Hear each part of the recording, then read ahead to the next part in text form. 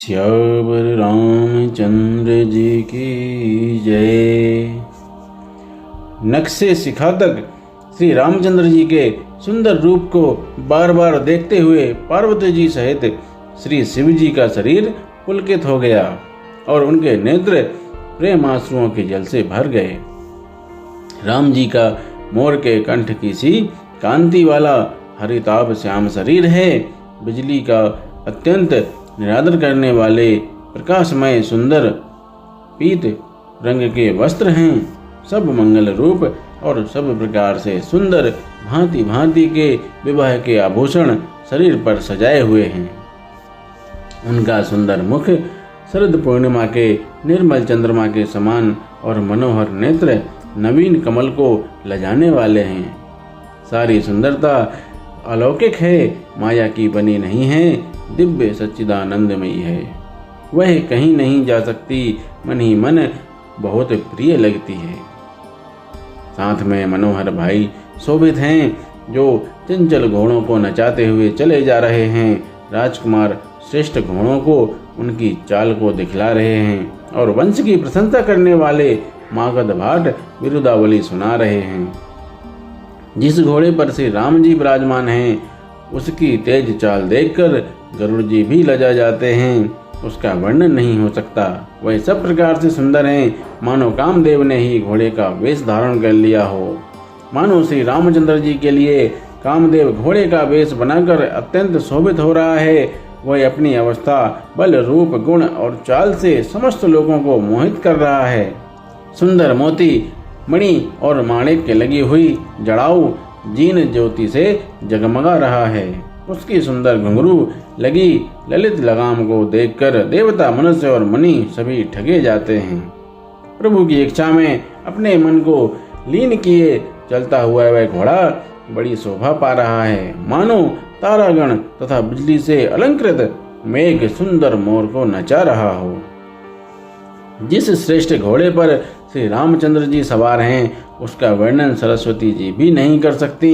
शंकर जी श्री रामचंद्र जी के रूप में ऐसे अनुरक्त हुए कि उन्हें अपने 15 नेत्र इस समय बहुत ही प्यारे लगने लगे।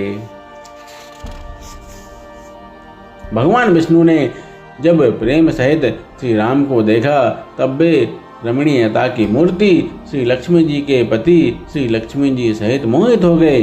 श्री रामचंद्र जी की शोभा देखकर ब्रह्मा जी बड़े प्रसन्न हुए, पर अपने 8 ही नेत्र जानकर पछताने लगे। देवताओं के सेनापति स्वामी कार्तिकेय के हृदय में बड़ा उत्साह है, क्योंकि वे ब्रह्मा जी से डेवड़े अर्थात 12 नेत्रों से राम दर्शन का सुंदर लाभ उठा रहे हैं। सुजान इंद्र अपने 1000 नेत्रों से श्री रामचंद्र जी को देख रहे हैं और गौतम जी के साप को अपने लिए परम हितकर मान रहे हैं। सभी देवता देवराज इंद्र से ईर्ष्या कर रहे हैं और कह रहे हैं कि आज इंद्र के समान भाग्यवान दूसरा कोई नहीं है। श्री रामचंद्र जी को देखकर देवगण प्रसन्न हैं और दोनों राजाओं के समाज में विशेष हर्ष छा रहा है।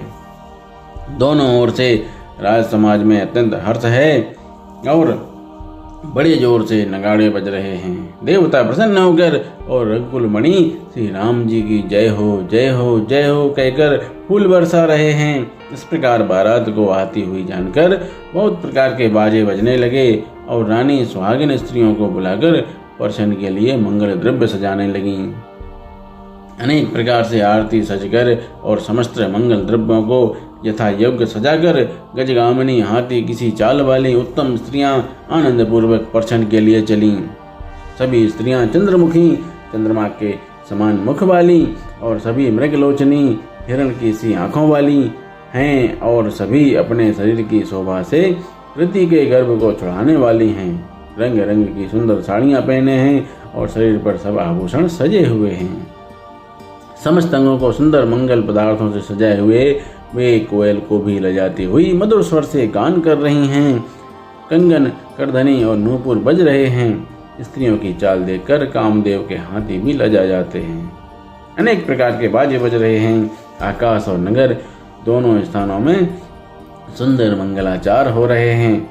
सची, इंद्राणी, सरस्वती, लक्ष्मी, पार्वती और जो स्वभाव से ही पवित्र और सयानी देवांगनाएं थीं, वे सब कपट से सुंदर स्त्री का वेश बनाकर निवास में जा मिली और मनोहर वाणी से मंगलगान करने लगीं।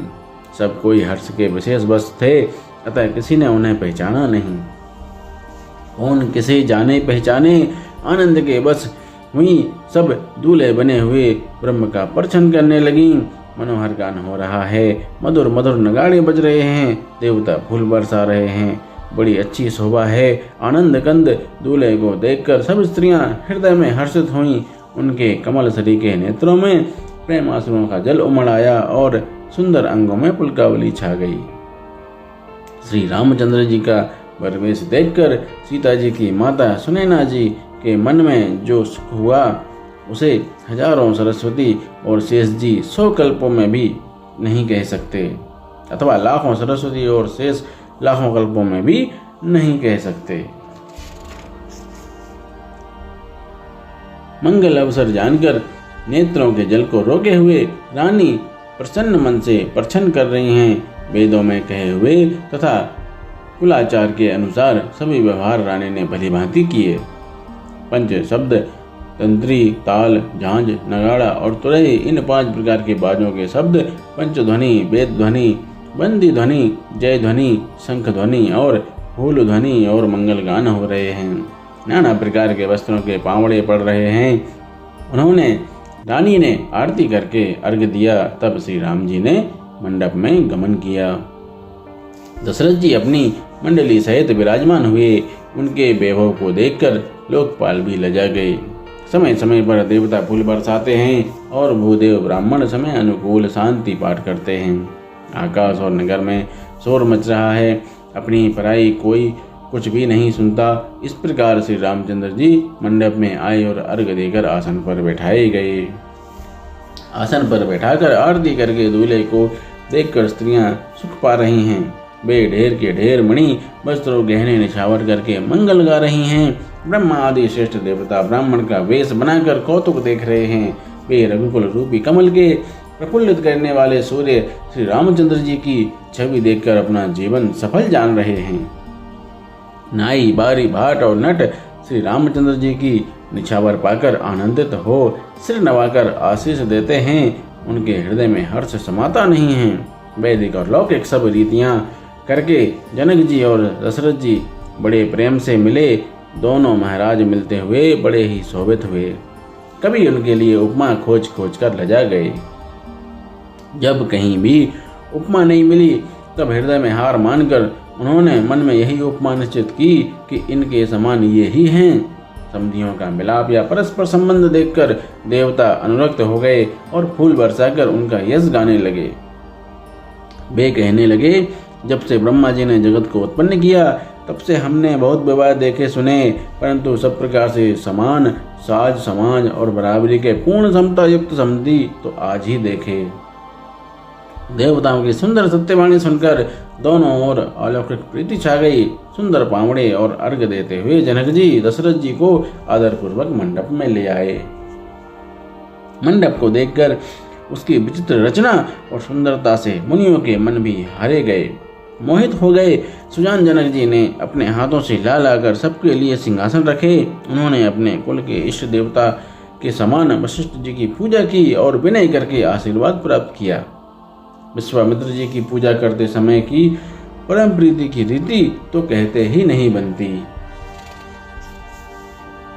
राजा ने वामदेव आदि ऋषियों की प्रसन्न मन से पूजा की, सभी को दिव्य आसन दिए और सबसे आशीर्वाद प्राप्त किया। बोलिए रामायण मैया की जय। सियावर रामचंद्र जी की जय।